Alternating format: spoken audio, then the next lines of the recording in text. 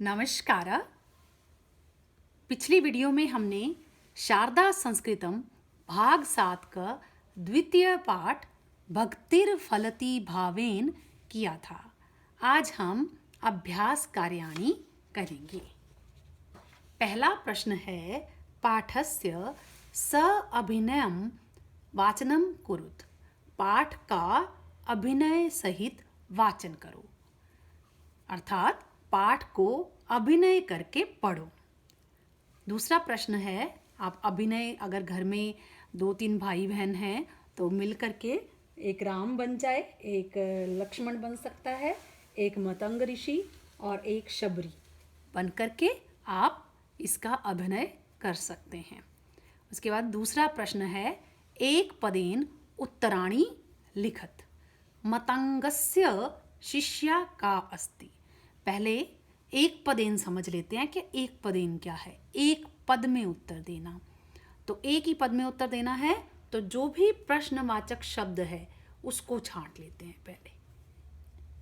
जैसे का, क, कस्य, किम फलम, या किम और फलम भी कर लेते हैं। मतंग की शिष्या कौन है? मतंग ऋषि हुए यहाँ पर, उनके पास वो आए थे शबरी के पास, तो उनकी शिष्या कौन है? शबरी।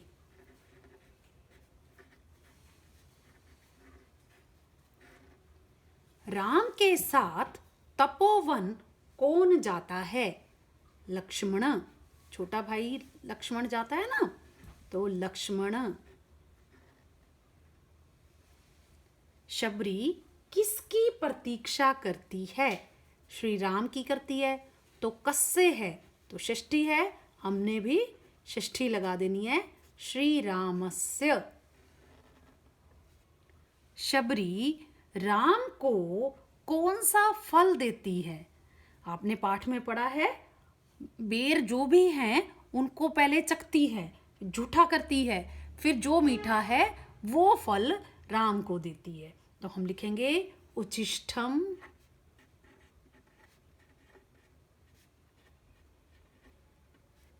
उच्छिष्टम माने होता है झूठा, मधुरम मीठा। क्या था? बद्री फलम बेर, झूठा मीठा बेर देती है। पूर्ण वाक्येन उत्तराणि लिखत। पूर्ण वाक्य से उत्तर दो। अब पहले तो हमने एक पद में उत्तर दिया, अब हमने पूरे वाक्य में उत्तर देना है। चाहे एक शब्द में उत्तर आ भी रहा हो तो प्रश्नवाचक की जगह वो लिखकर बाकी हमें वैसे का वैसे लिखना है। तो पहला है शबरी किमर्थम खिन्ना अस्ति। शबरी किस लिए उदास है? शबरी किस लिए उदास थी? शबरी को सबके द्वारा अनदेखा किया गया था, इसलिए वे उदास है। तो हमें क्या लिखना है? शबरी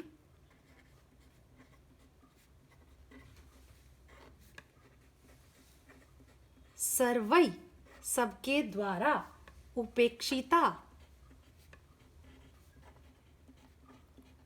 अनदेखी की गई है। यहाँ पर एक वचन नहीं आना है क्योंकि शबरी ये कर्मवाच्य है, इसीलिए उपेक्षिता। अतः सा खिन्ना अस्ति, इसलिए वह उदास है।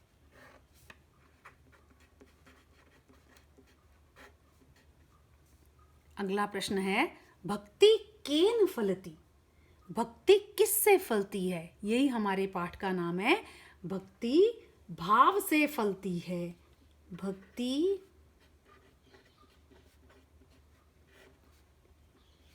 भावेन फलती न तो प्रपंचेन। तो खाली हमें यही बताया किससे फलती है, तो हम सिर्फ इतना लिखेंगे भक्ति भावेन फलती। अगला प्रश्न है शबरी राम की प्रतीक्षा कहाँ करती है? अब हमने सिर्फ यहाँ केन के स्थान पर भावेन लिखा है, तो यहाँ पर भी हमें कुत्र के स्थान पर खाली तपोवने लिखना है, क्योंकि तपोवन में करती है। शबरी तपोवने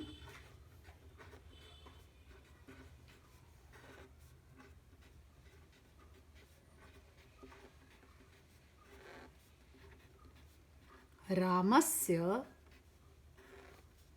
प्रतीक्षां करोति। शबरी तपोवन में राम की प्रतीक्षा करती है। अगला प्रश्न है,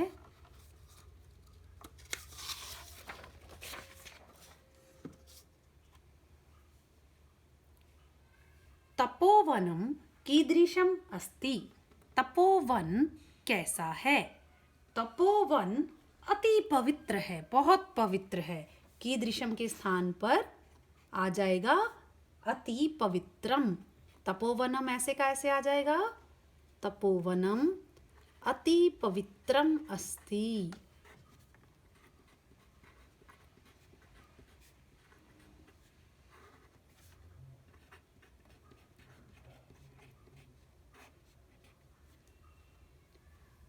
अगला चौथा प्रश्न है, घटना क्रमानुसारेण वाक्यानि लिखत।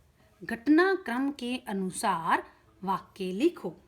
अब ये हमारे पास 5 वाक्य दिए हुए हैं, तो हमें इसमें से ढूंढना है पहला कौन सा वाक्य है।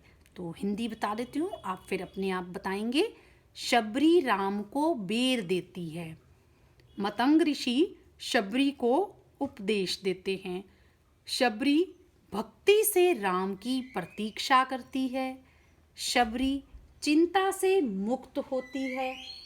श्री राम और लक्ष्मण तपोवन आते हैं। तो इसका मतलब सबसे पहले मतंग ऋषि शबरी को उपदेश देते हैं, तो सबसे पहले ये आ जाएगा।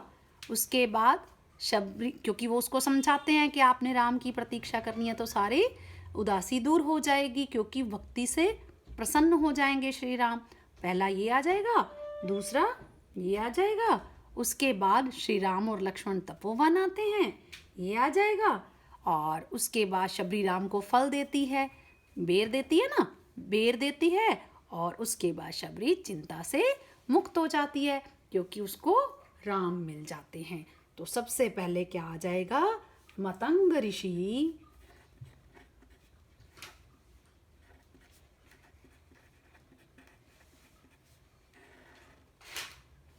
शबरीम उपदिष्टि।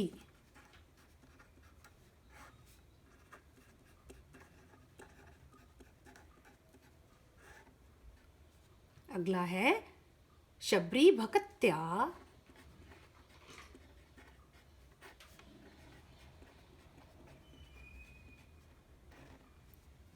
रामस्य प्रतीक्षां करोति।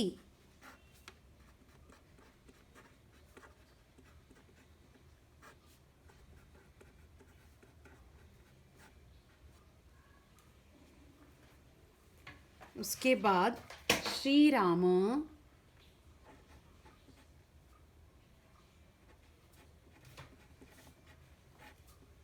लक्ष्मण च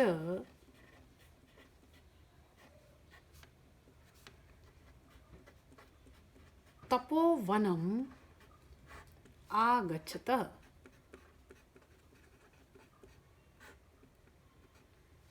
उसके बाद है, शबरी राम को बेर देती है। शबरी रामाय बद्री फलानी यच्छति।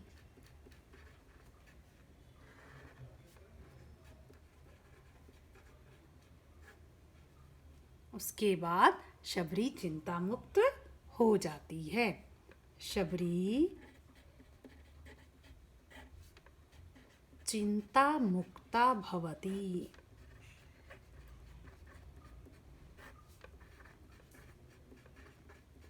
पांच वाक्य थे, 5 वाक्यों में ही हमने कर दिया। 1, 2, 3, 4 और ये 5 घटना के अनुसार हमने वाक्य लिख दिए। अब है, मंजुषात विलोम पदानि चित्वा रिक्त स्थाने लिखत। अब मंजूषा में कुछ शब्द दिए हैं, ये इन सब शब्दों के विलोम हैं। साथ साथ हम अर्थ समझते जाएंगे, फिर इसमें से अर्थ देखकर विलोम लिखते जाएंगे। स्मरणम याद करना, तो विस्मरणम भूलना।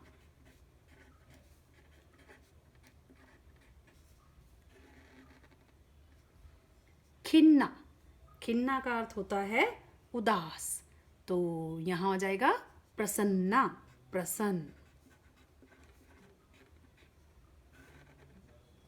शन्नई धीरे, शीघ्रम जल्दी या शीघ्र। सफलम सफल, विफलम असफल या विफल।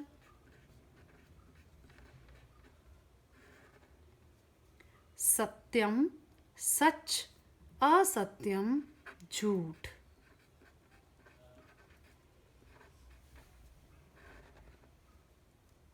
समीपे पास, दूरे दूर।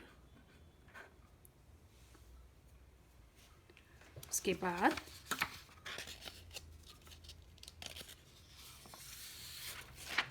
आगे है प्रश्न निर्माणम कुरुत।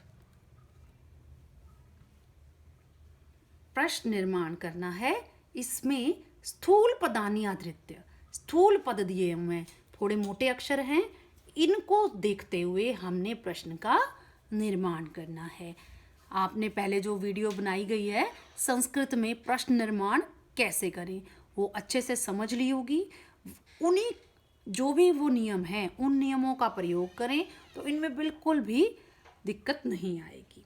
देखिए, श्री राम पुल्लिंग प्रथमा एक वचन है, तो हमें किम पुल्लिंग प्रथमा एक वचन लिख देना है।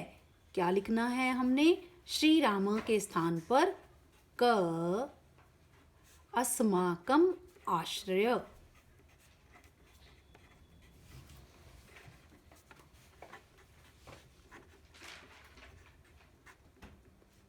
अंत में प्रश्न चिन्ह। उसके बाद पवित्रम इदम तपोवनम। अब यह तपोवन पवित्र है, कैसा है? तो ये किम शब्द रूप में से नहीं आएगा, क्योंकि तपोवन का विशेषण है पवित्रम और नपुंसक लिंग है, इसलिए कीदृशम। बाकी वैसे का वैसे लिखना है। कीदृशम इदम तपोवनम। अंत में प्रश्न चिन्ह। एषा शबरी माता अस्ति। अब शबरी माता स्त्रीलिंग है, स्त्रीलिंग है तो प्रथमा एक वचन है, इसीलिए किम प्रथमा स्त्रीलिंग का एक वचन देखेंगे का। किम एषा का अस्ति। अगला है भाव प्रधाना भक्ति चिरम स्थास्यति। अब यहाँ पर चाहे ये स्त्रीलिंग प्रथमा एक वचन है, परंतु ये भी भक्ति का विशेषण है। अब हमें यहाँ पर भी क्योंकि ये विशेषण है इसलिए कीदृश से लगाना है। अब भाव प्रधाना ये स्त्रीलिंग है तो हमें क्या लिखना पड़ेगा? कीदृशी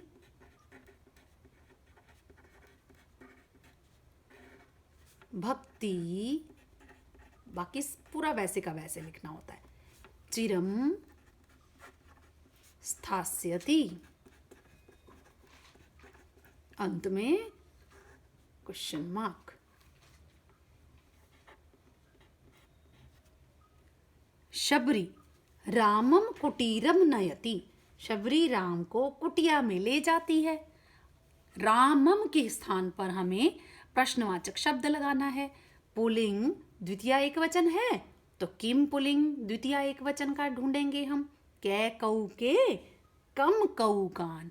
अब कम है, द्वितीय है, एक वचन है, पुल्लिंग है, इसलिए क्या लिखेंगे हम? कम लिख देंगे यहाँ पर रामम के स्थान पर। शबरी कम कुटीरम नयति। अंत में प्रश्न चिन्ह। ये हमारे प्रश्न निर्माण हो गए।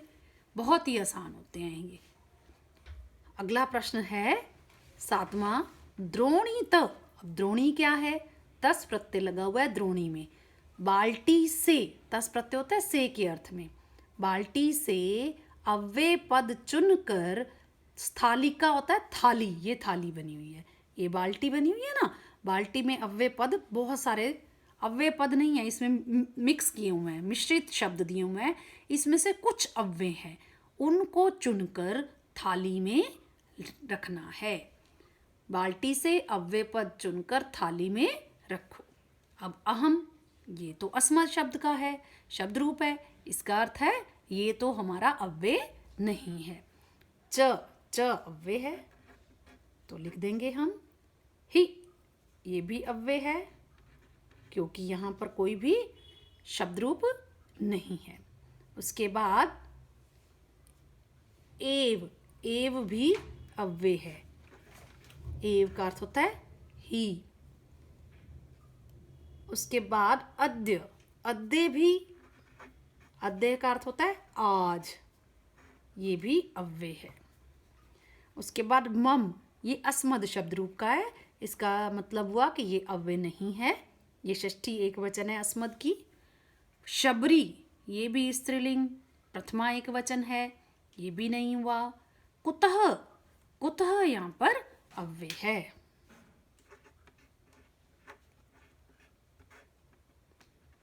उसके बाद पूर्णा, पूर्णा स्त्रीलिंग प्रथमा एक वचन है, ये भी अव्यय नहीं है। बहु, बहु अव्यय है।